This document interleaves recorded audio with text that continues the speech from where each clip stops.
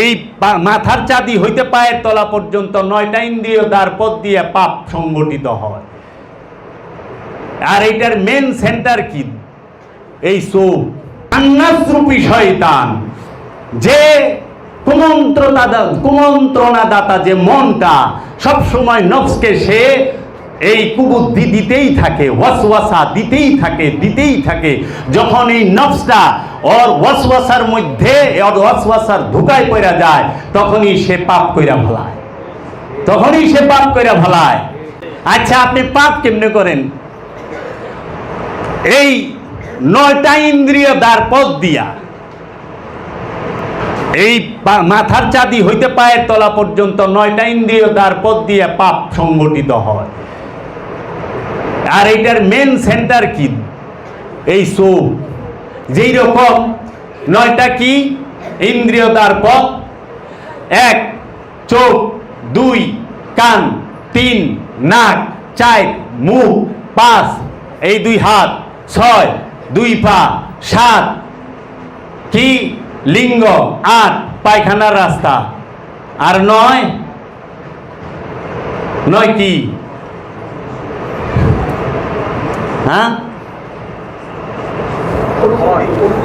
হ্যাঁ, স্পর্শ, তাই না? স্পর্শ। একটু জোরে করেন, আপনারা খিদা লেগে গেছে? মজা লাগতেছে না? না মজা লাগবো না কে? বাণী তো বাবা জাহাঙ্গীরের। বাবা জাহাঙ্গীর নিজেই মজা, নিজেই স্বাদ, নিজেই পরমাণু, সবকিছু। বাবা জাহাঙ্গীর, আমি শুধু তোমার গলিতে বসিয়া আমি তোমার মস্তানি সাহায্য চাই, কারণ তুমি সেই মস্তান। যদি পীর পূজা করে কাফের ফতোয়া না পাই, কেমন পূজারি হলাম সংসারে? কাফের ফতোয়া তো পাইলাম না। এই 9টা ইন্দ্রিয় দ্বার পথ কি? 2 এই চোখ, 1 কান, 2 মুখ, 3 নাক, 4 2 হাত, 5 2 পা, 6 প্রস্রাবের রাস্তা, 7 পায়খানার রাস্তা, 8 আর স্পর্শ তো 9। এই 9 ইন্দ্রিয় দ্বার পথ দিয়া মানুষ পাপ সংগঠিত করে, মানুষ কর্ম করে। যে কোনো কর্ম এই 9 ইন্দ্রিয় দ্বার পথ দিয়া, যে কোনো কর্ম। এর জন্য কর্ম ইবাদত। কিন্তু কর্মের মধ্যে যখন কামনা আসে, তখনই হয় কর্ম কুলসিত।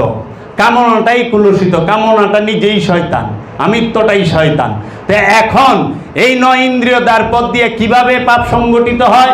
2 চোখ দিয়ে দেখলেন খুব মূল্যবান জিনিস, হাত দিয়া ধরলেন, মনে কি লয়ে গেলেন গা, চুরি হইল না? মন থেকে তো কুমন্ত্রণা দিবারই লইছে শয়তানে, লইল, চুরি হইল না? চোখ দিয়া দেখলেন, হাত দিয়া ধরলেন, মন চোখ দিয়া দেখলেন, মন দিয়া ভাবলেন, হাত দিয়া ধইরা লয়ে গেলেন। আচ্ছা, চোখ দিয়া দেখলেন, মন দিয়া ভাবলেন, মুখ দিয়া লাহওয়াল হাদিস উচ্চারণ করলেন। মুখের কি হইল? অপপ্রয়োগ। এইভাবে প্রত্যেকটা অঙ্গ প্রত্যঙ্গ দিয়া 9টা ইন্দ্রিয় দ্বার পথ দিয়া পাপ করে। নফসকে মুসলমান হিন্দু হয় নাকি? হিন্দুর মুসলমানের চিহ্ন কোথায় পড়ে? দেহে। একটা পুরুষে তার সোনাটা মাথাটা কাটায় দিলেন, মুসলমান হয়ে গেল গা, পাকা মুসলমান। গরু ঢেলা খাওয়া শুরু করলো, তো দেহ তো মুসলমান করলেন, নফস মুসলমান হইল। নফসের সোনা আছে, প্রাণের সোনা আছে নি?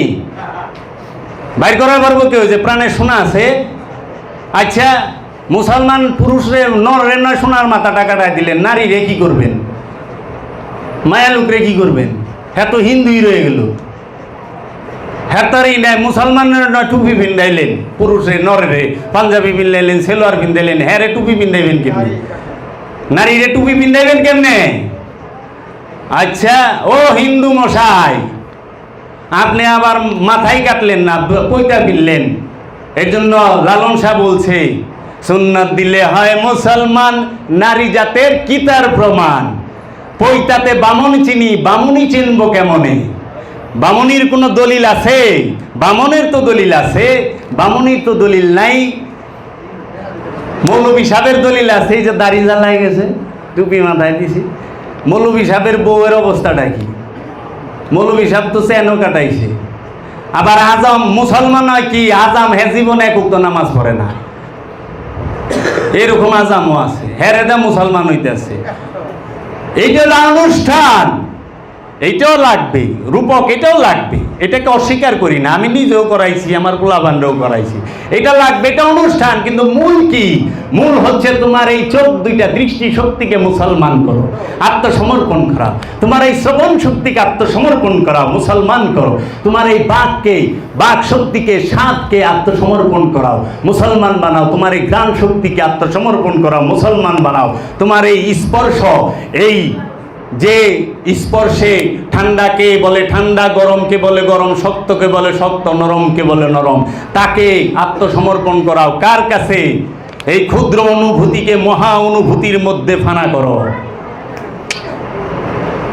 বৃহৎ থেকে ক্ষুদ্রে সৃষ্টি, আমি কত বড়, আমার বাচ্চা, এইটাই স্থল দেহ, দেহটাই স্থল, এই দেহের ভিতরে কোটি কোটি সূক্ষ্ম দেহ বসে আছে। বীর্যের যে স্পাম, ওটা কি সূক্ষ্ম দেহ নয়?